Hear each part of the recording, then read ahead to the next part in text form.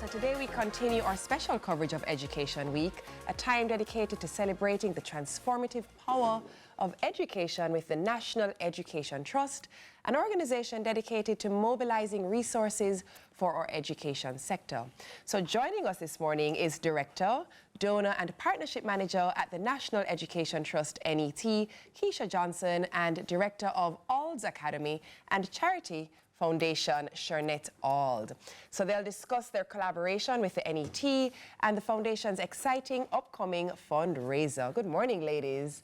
That sounded like a lot, but I love what's happening here because we're raising funds and pouring it into education, which is a win-win. Absolutely. Indeed. Yeah, Yes, absolutely. Let's talk about, Keisha, first off, let's come to the importance of some of the work that the NET does. Oh, wow. I dumb it down this way, and I say dumb it down to simplify it so we can all understand. Yes. It's NET, that's the acronym, Yes. NET, NET, right? So I tell people we cast the net far and wide across the whole globe, and we bring in the resources for the education sector so that the students have what they need, the resources they need to thrive and to fulfill their potential. So I think that's easy for people to understand, that clear, simple concept. In essence, that's what we do. Yeah. Let's zero in on, for instance, it is Read Across Jamaica Day. It Yes. is a focus on literacy. What are some of the things that NET is doing specifically to provide support to improving literacy? Well, as it stands right now, we bring the resources in. So there, I think we have mentioned some schools that are not doing very well with Yes. literacy and numeracy. And we have a drive right now to get support for those schools to help to elevate the literacy and the numeracy level for the students. That means programs that will help them to read, materials that are needed, a resource that are needed, integrating digital with the traditional ways of reading with your books like you've been doing this morning. And any kind of programs that we have seen in the past that have been successful in moving the dial in literacy, those are the kinds of things that we want to implement in the schools or just bring as additional support to especially those schools that are struggling in those areas. You mentioned support, you mentioned casting the net. I'm going to say, Shernette, you got caught up in the net because you were being pulled in, girl. Speak to us about Ald's Academy and your charity and what support you offer. All right, thank you. So thank you very much for having me here this morning. The Ald's Academy and Charity Foundation was established in August 2021. We are a registered educational and charitable organization. We have two arms to our organization. So there's the academy arm that exists to, of course, provide or offer courses to individuals. And there's also the charity arm, which exists to provide scholarships, grants, and school supplies to children across Jamaica who are in need of these supplies. And of course, what you find is that since we've been established, we have helped 1,470 students brilliant. in 18 schools across Jamaica. Of course, much of this would not have been possible without our volunteers. We have 8 volunteers in our organization, myself being one of them, and we have been, seeking to do as much as we can to help children across Jamaica. Tell me a little bit about some of the successes that you've had, some of the things that bring you joy in doing what you do. You know what? I think I just have a natural passion and a love for helping people from ever since. My mother, she was an educator for 35 years, and then I myself became an educator, so I'm a lecturer. And I've just had a natural passion and a love for helping children. Yes. Keisha, yesterday we were talking about the NET, and we're talking about the importance of partnerships, but some of the times people don't know where to go. People complain unnecessarily, for instance, about the customs clearing process. Yes. And you at NET help to move the process along so that people who want to give back can give back. Tell us a little bit about how you get through the process. The first thing I say is check NET first. Right. If you want to donate to the education sector, and whether this donation is local or it's coming from overseas, especially if it's coming from overseas, as we're talking about customs, Yes. is check the NET first.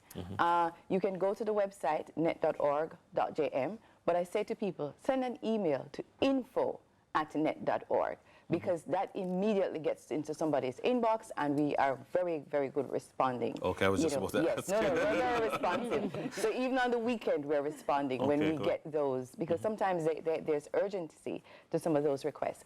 And what you do is you're going to consign whatever it is that you're donating to the NET. If you do not have a school identified, earmarked, that you want to give to, we can help you to find a school that has a need. But you're not Because going to make the decision for them. no, we don't make the decision for them. You just share what the needs are. We just share what the needs are, right? We do the assessments, so we know what the current needs are, because that's another issue. Right. But whether we identify and share the need with you, or you have a place earmarked, you identify that school, and there's a form that you'll need to complete. It's not very onerous, but there are important steps that we say to people, please follow the process. When you don't follow the process, that's where you have issues. Right. I'm going to ask another question. Now, sometimes with the best of intentions, Yes. people want to send back things to give to a school. You might have books, but you might Yes. have other things that School maybe bag right. But some of the time, but we have to also Computers. protect children from substandard products and all Yes. that. So, I mean, tell us about how sometimes you have to vet some of the things that people want to send back. Great point, because what we ask you to do is to itemize everything that you're sending, right? When we send this off to customs for them to give you the waiver, so you're not paying all the full fees, we're attesting that what you're bringing in is what's good for here, Right. right? Yes. And so that's one of the issues, some areas in which sometimes we have issues and pushback. People don't want to list everything that's coming in. Well, if you're not listing it, we can't give you the assurance. Right. Right? So simple things like that. And there are some things, if it's technology, for example, we have set standards issued by the Ministry of Education that they have to comply with. And I've had donors come and a long list of items that they want to send. When we send it back to the MOE, they say to us, we're sorry, we can't accept these because there's no, there's upgrades for these kinds of computers, for example, that just don't work with what they're giving us. Right. So it doesn't make sense. Right. And so we have to be cautious that while we are very grateful for even the thought of wanting to assist Jamaica, we have to make sure that the items that we do get are actually relevant to the needs of the sector. Precisely. Let's speak a bit about the fundraiser. What's Yes. coming up? How can we support? Oh, well, there's so many fundraisers coming up. There's the Adopt a School program, and that is ongoing. And I know when people hear that, they think, oh, my God, it's a lot of money. No, whatever you can do, if it is that you can just go into a school and read for the kids, that's part of the Adopt a School program. If you have the funds that you are able to build an extra classroom or a resource center, give ICT device, whatever it is, whatever way you can contribute where the need exists, that's a part of being a part of the Adopt a School program. And I say to people, we all know the adage that says, it takes a village to raise a child. We take it one step further and we say it takes an invested village to raise a child. Love Do you that. understand? And so whatever you can do, and the important thing is that it's relevant to the needs of the school, the specific school and the students at that time. There's a Touch 1,000 Hearts project as well. Yeah. Tell me a little bit about that before we go. All right, thank you so much for that question. So the Touch of 1,000 Hearts is an initiative, a yearly initiative of the foundation. And what we seek to do through this project is to give back school supplies to 1,000 students in schools across Jamaica. Of course, how this works, or how this side on the schools, is the National Education Trust who, they will say to us, like, for example, these are the schools who we think are who have children who are most in need of these school supplies. And so on a yearly basis, we have this initiative. And yeah, we're hoping to do that this year again. And we're asking, of course, reaching out to corporate Jamaican, to individuals, if they would like to, donate towards this cause. We just saw a graphic on the screen that you're looking at doing your Yes. donation in August of 2024. Yes, that So- was August 2020. It's August 2023. That was last year. I've seen there the distribution of the school supplies will be done this year. Yes, it'll be done this year, So from 2024. now until August, people can Yes. get in touch with you Right, and figure yes. out how they can pour into Right, the touching of the exactly. 1,000 Hearts. Yes. Awesome. Yes. Awesome. All All right. right. Wonderful. Our guests have been Keisha Johnson, the Director and Donor and Partnership Manager at the National Education Trust, and Shrinette Auld, the Director at Auld's Academy and Charity Foundation. Well, on the other side of the break, we are Destination Tuesday bound. Stay with us.